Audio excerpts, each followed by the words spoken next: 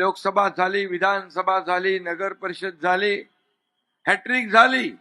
आता महापालिकेत आपल्याला चौकार मारायचा आहे. चौकार. विधानसभेच्या पहिल्या भाषणात सांगितलं होतं की आम्ही या विधानसभेत 200 पार करून दाखवणार, तर 232 आणून दाखवले. हे इथं छोटी गोष्ट आहे. मी डॉक्टर नसलो तर ऑपरेशन करतो, कोणाला गोळी, इंजेक्शन, सर्जरी मला सगळं माहित आहे. एकनाथ शिंदे बोलतो ते करतो. माझ्या लाडक्या बहिणी इथं साक्षीदार आहे.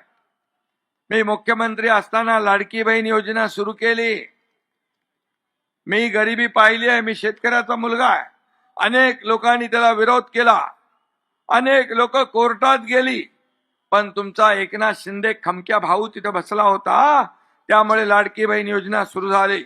कोणी माईकाला आला तरी लाडकी बहीण योजना कधीही बंद होणार नाही. बाळासाहेब सांगायचे, आश्वासन देताना 10 नाही 100 वेळा विचार करा, पण दिल्यानंतर माघार नाही.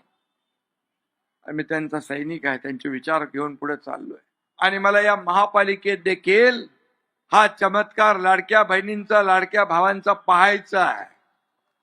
हा चमत्कार विधानसभेत आपण केला, नगर परिषदेमध्ये केला.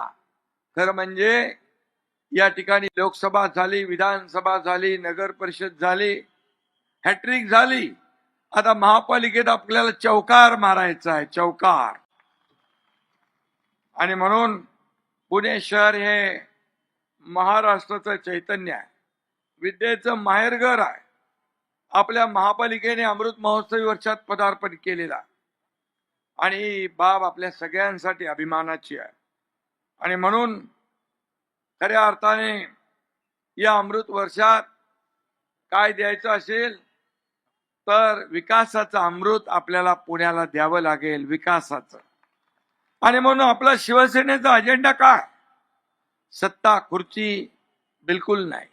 आपला अजेंडा विकास, आपला अजेंडा डेव्हलपमेंट, आपला अजेंडा सर्वसामान्याच्या आयुष्यामध्ये बदल घडवणं हा अजेंडा आहे.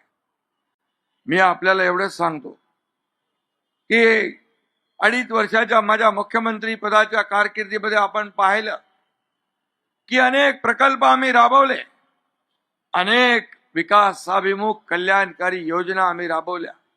मला आठवतं मी एकदा गावी जात होतो. कुठला चौक होता तो? चांदणी चौक.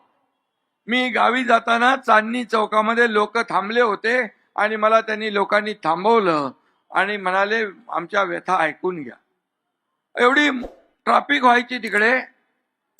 मी सांगितलं की आपण याच्यातून मार्ग काढू. मी जाता जाताच सगळ्या अधिकाऱ्यांना फोन केले, सगळ्यांना सूचना दिल्या. गावावर येताना पुन्हा तिकडे थांबलो आणि त्या चांदणी चौकातली ट्रॅफिक आता दूर झालेली आहे ना, दूर झाली. आता इथली कात्रजची करायची. कात्रजची ट्रॅफिक देखील दूर केल्याशिवाय आपण स्वस्थ बसणार नाही. आणि म्हणून या ठिकाणी आपण शिवसेना स्वबळावर आपण लढतोय. काही लोक म्हणतात एक नगरसेवक होता ते 120 कसे करणार. तर मी सांगतो, मी विधानसभेच्या पहिल्या भाषणात सांगितलं होतं की आम्ही या विधानसभेत 200 पार करून दाखवणार, तर 232 आणून दाखवले. हे इथं छोटी गोष्ट आहे. मी डॉक्टर नसलो तर ऑपरेशन करतो, कोणाला गोळी, इंजेक्शन, सर्जरी मला सगळं माहित आहे. आणि त्यामुळे काय करायचं हे शेवटी जनता ठरवत असते. जनता ठरवत असते. आणि काय म्हणाला कोण?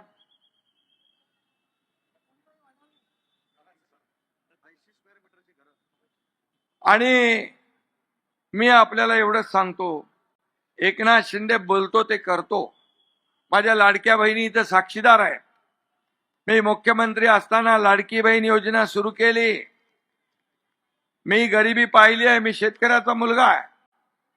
आणि म्हणून मी ठरवलं, जेव्हा माझ्या हातात सत्ता येईल, माझ्या लाडक्या माता भगिनींसाठी, माझ्या भावांसाठी मला काही ना काही करायचं आहे.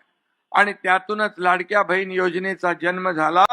अनेक लोकांनी त्याला विरोध केला, अनेक लोक कोर्टात गेली, पण तुमचा एकनाथ शिंदे खमक्या भाऊ तिथे बसला होता, त्यामुळे लाडकी बहीण योजना सुरू झाली. आणि मी सांगतो, कोणी माईकाला आला तरी लाडकी बहीण योजना कधीही बंद होणार नाही. हा शब्द आहे तुमच्या भावाचा. Commitment, commitment. एक बार जो मैंने कमिटमेंट कर दी तो फिर मैं खुद की भी नहीं सुनता. हे माझा स्वभाव आहे. एक तर कमिटमेंट करायची नाही. बाळासाहेब सांगायचे, आश्वासन देताना 10 नाही 100 वेळा विचार करा, पण दिल्यानंतर माघार नाही. आणि मी त्यांचा सैनिक आहे, त्यांचे विचार घेऊन पुढे चाललोय, याचा मला अभिमान आहे. आणि म्हणून शिवसेनेला एकटी लढते म्हणून कोणी हलक्यात घेऊ नका. शिवसेनेला हलक्यात घेऊ नका. शिवसेना ही बाळासाहेबांच्या विचारांची आहे, हिंदुत्वाच्या विचाराची आहे. एक महाराष्ट्र, एक शिवसेनेचा धनुष्यबाण हे महाराष्ट्राचा स्वाभिमान आहे. आणि म्हणून आमची आन बान शान, आमची निशाणी आहे धनुष्यबाण. आणि म्हणून शिवसेनेचा धनुष्यबाण या ठिकाणी जलवा दाखवणार, या ठिकाणी भगवा फडकवणार. इलाका किसका भी हो, धमाका हमी करेंगे, आपल्याला मी सांगतो. आणि म्हणून कुणी कुणाला कमजोर समजू नये. शेवटी ही जनता